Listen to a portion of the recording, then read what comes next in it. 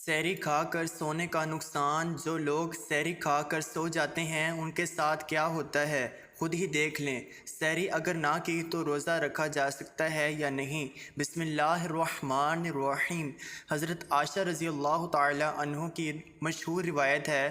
ترجمہ: پھر جب مؤذن فجر کی اذان دے کر خاموش ہو جاتا ہے اور فجر طلوع ہو جاتی ہے، یعنی صبح کی روشنی پھیلنے لگتی ہے، تو آپ صلی اللہ تعالی علیہ وآلہ وسلم کھڑے ہوتے ہیں اور 2 رکعتیں ہلکی یعنی فجر کی سنتیں پڑھتے اور اس کے بعد اپنی داہنی کروٹ پر لیٹ جاتے تھے، یہاں تک کہ مؤذن اقامت کہنے کی اجازت حاصل کرنے کے لیے آپ صلی اللہ تعالی علیہ وآلہ وسلم کے پاس آتا تو آپ صلی اللہ تعالی علیہ وآلہ وسلم نماز کے لیے مسجد تشریف لے جاتے۔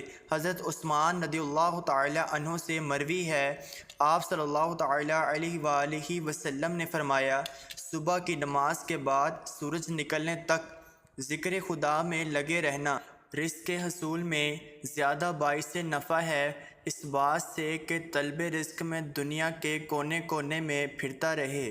حدیث کا مرتبہ موضوع سندھ میں ابو داؤد اور سلیمان بن عمرو نخعی ہے جو خضاب ہے۔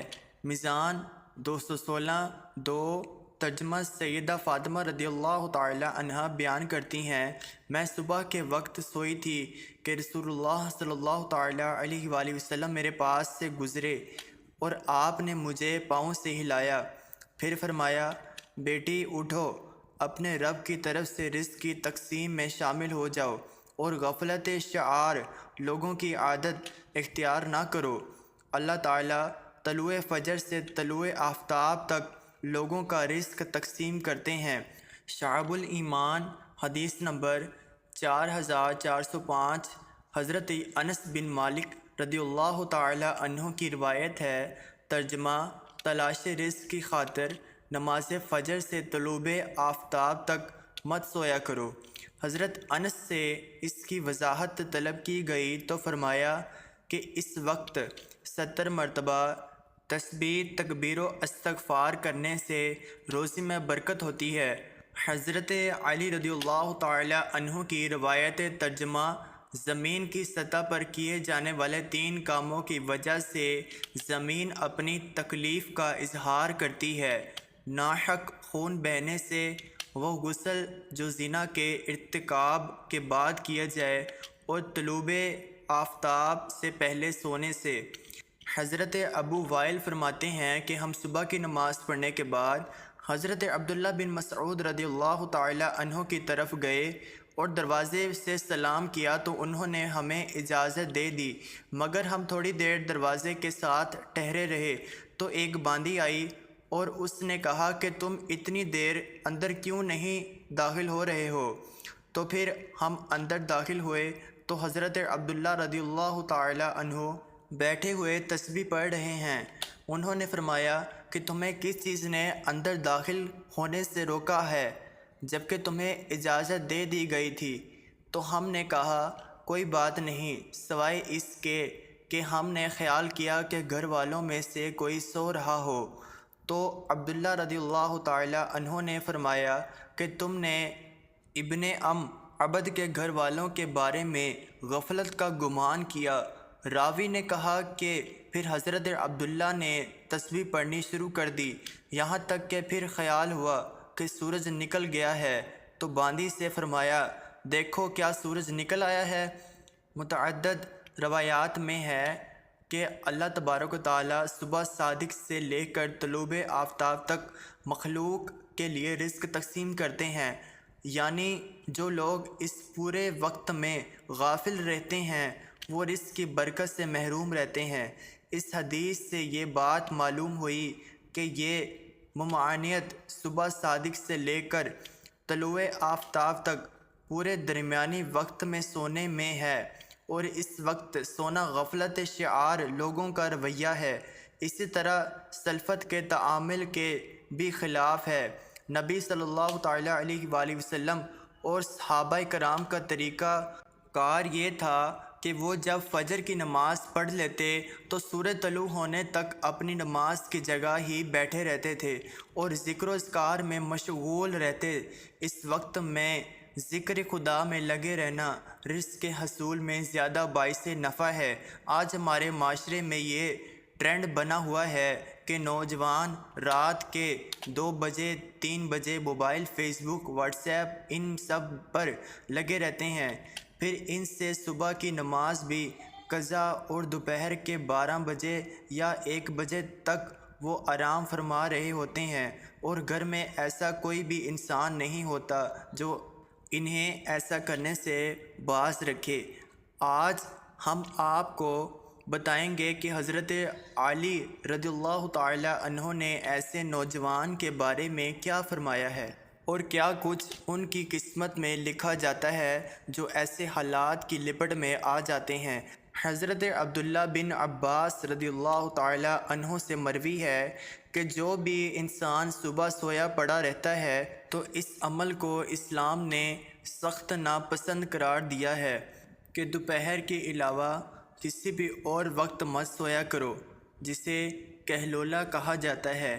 وہ دوپہر کے اوقات میں ہی ادا کیا جاتا ہے، اور یہ عمل ہمارے نبی حضرت محمد مصطفیٰ صلی اللہ تعالیٰ علیہ وآلہ وسلم بھی کیا کرتے تھے۔ کہلولہ وہ نہیں جس میں انسان دوپہر میں پیٹ بھر کر کھانا کھا کر سو جاتے ہیں۔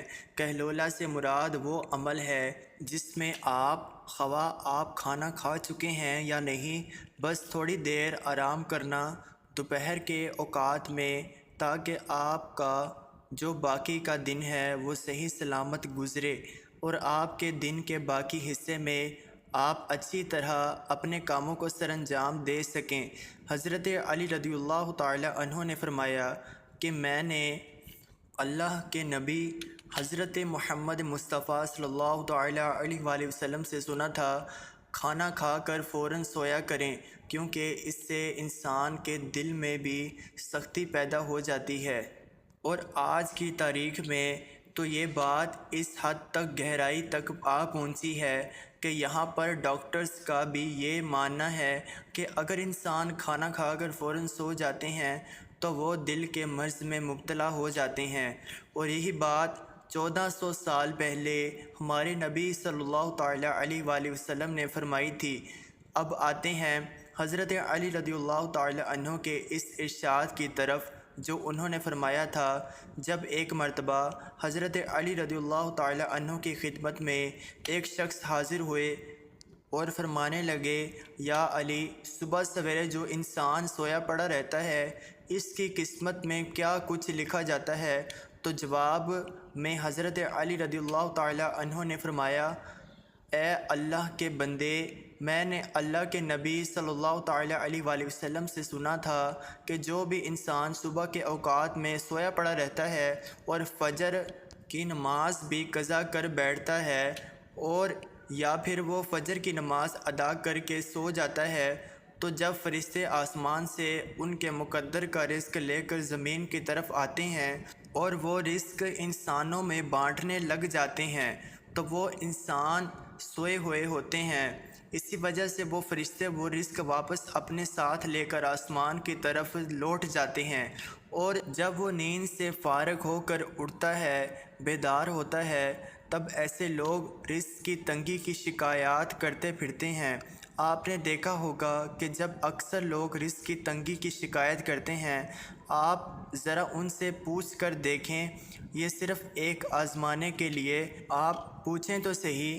آپ جب ان سے پوچھیں گے کہ صبح کتنے بجے اٹھتے ہو، تو وہ آپ کو جواب میں لازمی یہی کہیں گے کہ ہماری تو صبح سویرے آنکھ کھلتی ہی نہیں، ہم صبح اٹھتے ہی نہیں، اٹھنا بہت مشکل ہے ہمارے لیے، لہٰذا یہی وجہ ہے جس کی وجہ سے وہ رزق ان پر تنگ کر دیا جاتا ہے، اور پھر وہ تنگ دستی اور بے روزگاری کی شکایات کرتے پھرتے ہیں۔ تو آپ سے گزارش ہے کہ آپ صبح سویرے اٹھا کریں، آپ صبح سویرے نماز ادا کریں، اور کوشش کریں کہ مرد حضرات جماعت کے ساتھ نماز ادا کریں، پھر قرآن کی تلاوت کریں، اس کے بعد آپ اپنے دن کی شروعات کریں۔ اب آپ دیکھیں گے کہ کیسا آپ کا دن گزرتا ہے۔ آپ کے دن میں برکت ہوتی ہے، اور جب لوگ 12 بجے یا 1 بجے اٹھتے ہیں ان کے حالات کچھ یوں ہوتے ہیں کہ ان کے دن کے کچھ کام بھی انہیں سمجھ نہیں آ پاتے۔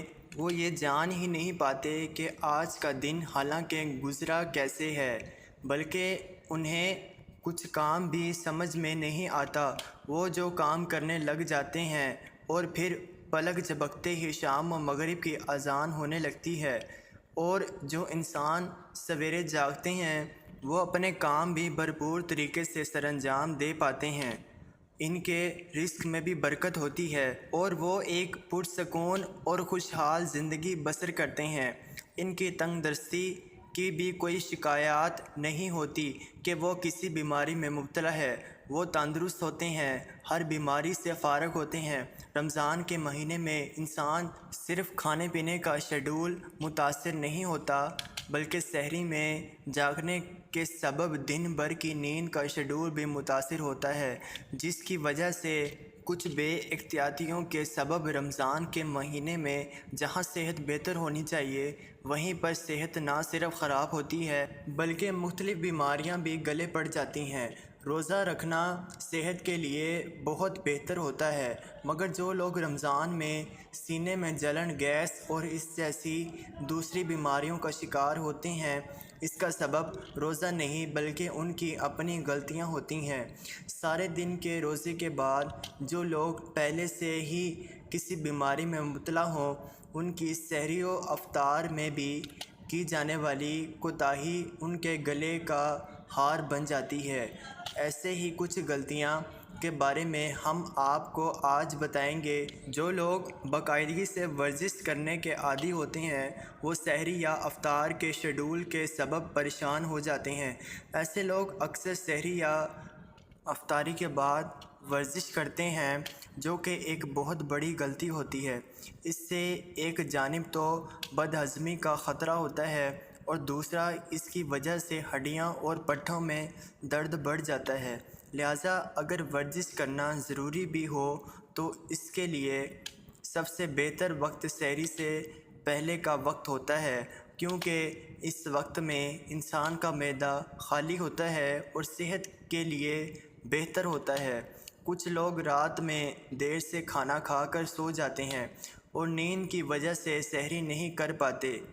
سحری چھوڑنے کی وجہ سے روزے کا دورانیہ بڑھ جاتا ہے، جو کہ جسم کی اندرونی کمزوری میں بہت زیادہ اضافہ کر دیتی ہیں، جس سے نہ صرف چہرے کی چمک دمک ماند پڑ جاتی ہے بلکہ قوت مدافعت میں بھی کمی واقع ہوتی ہے۔ اس وجہ سے بہتر یہی ہوتا ہے کہ سحری کے وقت بھلے ایک گلاس پانی کا ایک کھجور ہی کیوں نہ کھا لی جائے، مگر لازمی طور پر سحری کی جائے۔ افطاری کے بعد پیٹ میں جب دن بھر کے بعد غذا جاتی ہے تو انسان سستی کا شکار ہو جاتا ہے۔ اکثر لوگ افطاری کے بھاری بھرکم کھانے کے بعد سونے لیٹ جاتے ہیں، اور ایسی ہی غلطی لوگ سحری کے وقت بھی کرتے ہیں اور کھاتے ہی سو جاتے ہیں، جس کی وجہ سے رمضان کے بعد ایسے لوگ موٹاپے کا شکار ہو جاتے ہیں، یا پھر ان کے خون میں کولیسٹرول لیول بڑھ جاتا ہے جو کہ بیماری کا سبب بن جاتا ہے۔ اللہ پاک ہمیں دین کی سمجھ نصیب فرمائے اور ہمیں نیکوکاروں میں شامل کرے، آمین۔ ناظرین، کمنٹ باکس میں اللہ کے 99 ناموں میں سے ایک نام ضرور ٹائپ کریں۔ شکریہ۔ اللہ حافظ۔